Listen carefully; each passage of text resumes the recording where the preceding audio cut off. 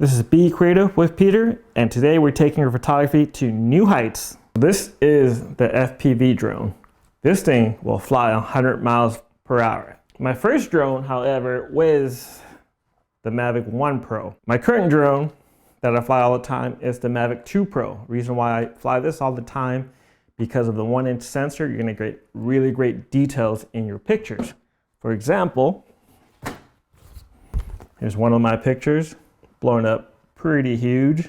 If I don't have space, I bring the Mavic Air 2. So it's about the same size as the lens, so it won't take up too much space in your camera bag. Now, aerial photography, it's a little different than photography with, your normal camera and lens, because literally your camera is up in the air. So one of the things you have to shoot with is your ears. Reason why I say ears is because you have to listen for helicopters and airplanes, because you don't want to be that one guy who ends up on the news. So I definitely recommend adding a drone to your camera bag. At the lowest cost of entry at $299, you cannot afford not to have a drone, and hurry in and come check it out before they fly off the shelf.